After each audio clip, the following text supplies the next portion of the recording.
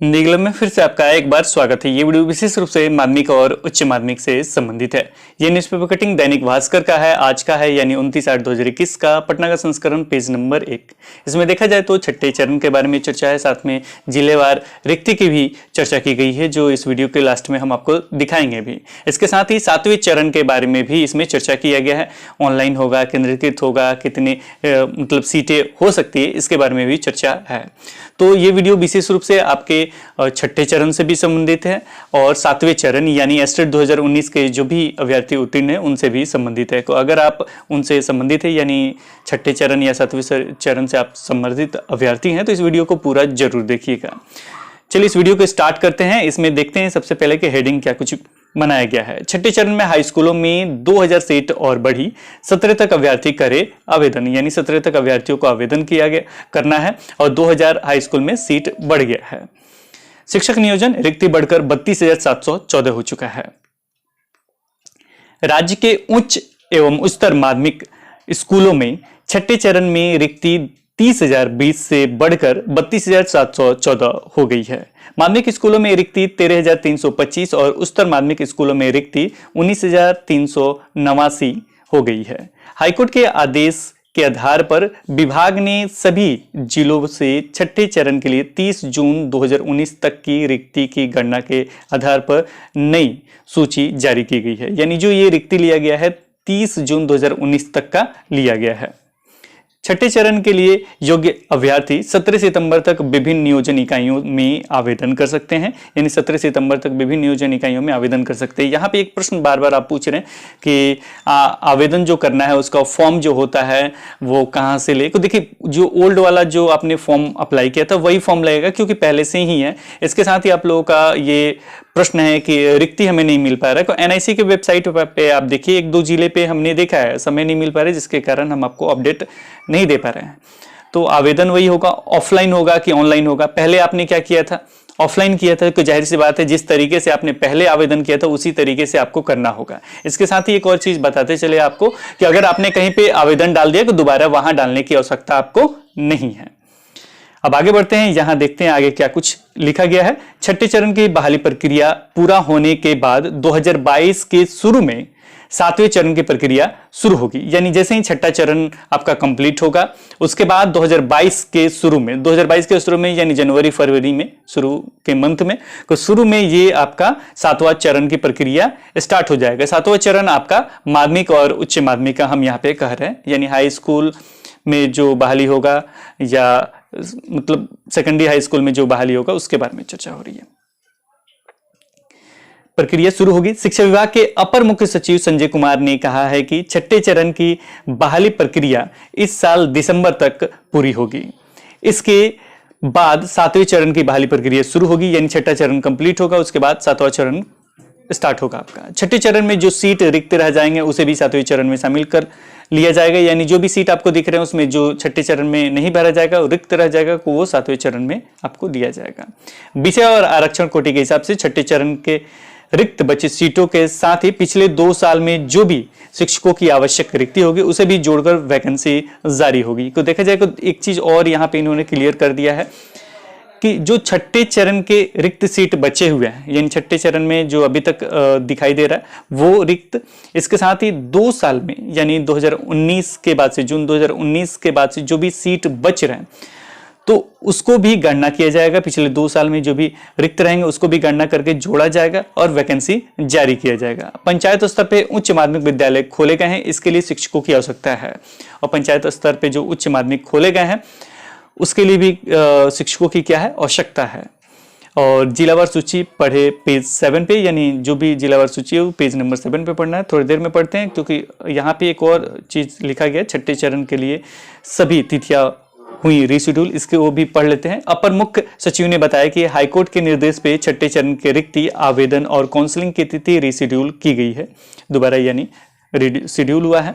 छठे चरण में जो अभ्यर्थी पहले से आवेदन दे चुके हैं उन्हें अलग से आवेदन देने की जरूरत नहीं है, यानी पहले से आपने आवेदन दे दिया है तो दोबारा आपको देने की जरूरत नहीं है। नियोजन इकाई द्वारा अंतिम मेधा सूची 6 दिसंबर तक जारी होना है। मेधा सूची एवं रोस्टर बिंदु के आधार पर चयनित अभ्यर्थियों की सूची और विद्यालय एवं विषयवार रिक्ति का जिला के एनआईसी के वेबसाइट पर 10 दिसंबर तक हो जाएगा, यानी उसका प्रकाशन जो है 10 दिसंबर तक हो जाएगा। 7वें चरण में बहाली के लिए अभ्यर्थियों से केंद्रीकृत तरीके से ऑनलाइन आवेदन लिए जाएंगे। ये एक महत्वपूर्ण कदम है और अच्छा भी है। 6ठे चरण में ऐसा होता है कि जल्दी कंप्लीट हो जाता है, लेकिन इन्होंने अब क्या किया है कि जो भी अब बहाली होगा, जो भी आवेदन वगैरह लेना है वो ऑनलाइन लिए जाएंगे, यानी घर बैठे आप केंद्रीकृत तरीके से एक ही जगह फॉर्म डाल सकते हैं। और इसमें क्या होगा, मैक्सिमम जो नंबर है उन लोगों को नियोजन होगा, तो ऑनलाइन आवेदन लिए जाएंगे। माना जा रहा है कि 7वें चरण में 40,000 से अधिक रिक्ति रहेगी। अब ऐसा माना जा रहा है, इन्होंने रिक्ति भी लगभग देखा है तो ये 40,000 से अधिक रिक्ति रहेगी। इससे पहले जो चर्चा चल रहा था 37,000 का जो वैकेंसी जो वगैरह निकला था, जो अभी कोर्ट में मामला है, उस पर भी चर्चा करेंगे आगे, जब भी उसका डेट वगैरह आएगा तो क्या कुछ हो सकता है उस पर चर्चा होगा कभी वीडियो में। लेकिन फिलहाल 7वें चरण में जो है रिक्ति वो 40,000 से अधिक रिक्ति रहेगी, यानी 40,000 से कम नहीं हो सकता, अधिक हो सकता है। लेकिन इसके लिए आपको इंतजार करना होगा। इंतजार आपको 10 दिसंबर तक है इसका। उसके बाद जैसे ही ये कंप्लीट होगा 6ठा चरण, उसके बाद ही आगे का कार्य हो सकता है। फिलहाल हम देखते हैं रिक्ति, जिलेवार रिक्ति देख लेते हैं कि कितना किस जिले में है, मतलब माध्यमिक में कितना है और सेकेंडरी में, सीनियर सेकेंडरी में कितना है, उसको एक नज़र देख लेते हैं। 6ठे चरण में बड़ी सीट, इसमें देखा जाए तो आपका जिला जो है अरवल है। माध्यमिक 101, यानी माध्यमिक हो गया आपका 9 to 10th, उच्च माध्यमिक हो गया 11 to 12th।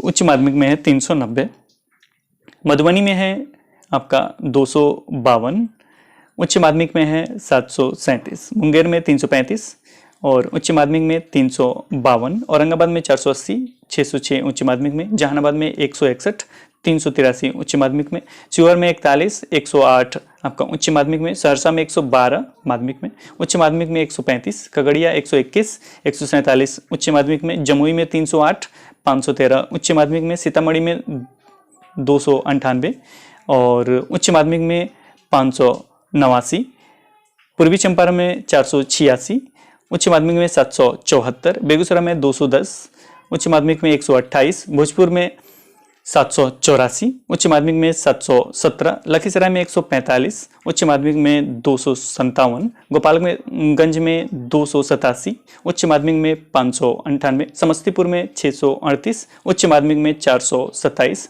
पूर्वी चंपारण में 240, उच्च माध्यमिक में 462, नवादा में 318, उच्च माध्यमिक में 969, मुजफ्फरपुर में 359, उच्च माध्यमिक में 511, सुपौल में 246, उच्च माध्यमिक में 268, सारण में 426, उच्च माध्यमिक में 439, सिवान में 246, उच्च माध्यमिक में 653, अररिया में 243, उच्च माध्यमिक में 309, कटिहार में 338, उच्च माध्यमिक में 254, पूर्णिया में 418, उच्च माध्यमिक में 323, पटना में 1071, उच्च माध्यमिक में 987, गया में 378, उच्च माध्यमिक में 1476, दरभंगा में 1324, उच्च माध्यमिक में 1480, वैशाली में 370, उच्च माध्यमिक में 576, मधेपुरा में 178, उच्च माध्यमिक में 234, बांका में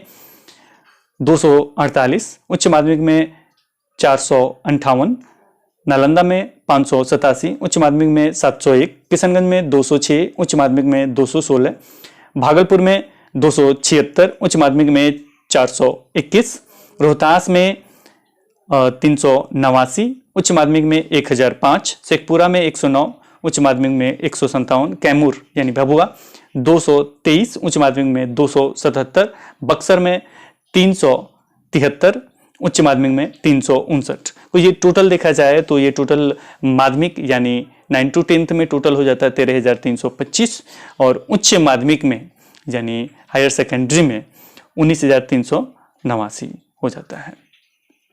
तो ये टोटल रिक्ति हो गए। तो इस तरीके से आप जिलावार देख सकते हैं। और इसके साथ ही जब भी 7वां चरण होगा तो ऑनलाइन होगा, केंद्रीकृत तरीके से होगा, 40,000 से अधिक रिक्ति हो सकता है।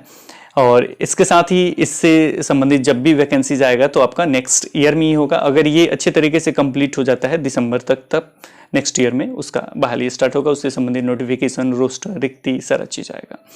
तो आज इस वीडियो में इतना ही, फिर मिलते हैं एक नए वीडियो के साथ। तब तक देखते रहें, बने रहें हिंदी क्लब पे। धन्यवाद, बाय बाय।